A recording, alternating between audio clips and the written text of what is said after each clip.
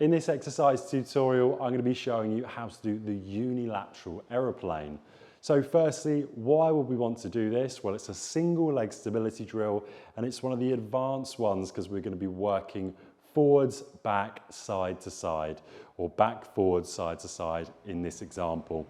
So what you're going to do is you're going to be facing forwards, your feet are going to be forwards as well, and they're going to be narrow in stance, so a little bit more narrow than hip width apart.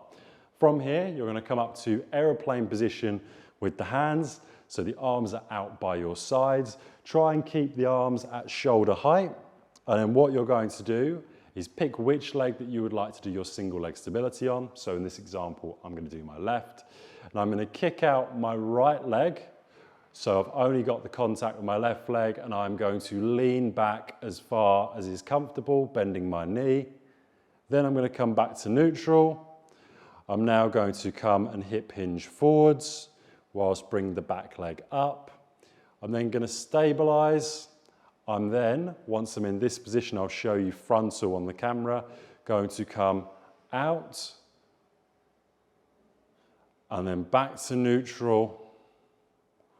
And then the other way. So we had 4 steps. Number 1 was we was kicking the leg out and coming back, bending the knee. And then we came forwards, again bending the knee and kicking the leg back. Once you come back to neutral, you're going to come out to the side. And then from here, you're going to come and bring this leg, your non-standing leg,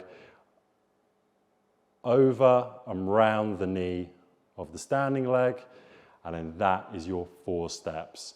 So you're going back, forwards, side, and across the body to the other side. You would repeat that for your desired amount of repetitions and sets on one side, and then do exactly the same on the other side. You can decide to do as many seconds as you want for the holds, and be as abrasive as you want coming back, forwards and side to side, dependent on your ability level.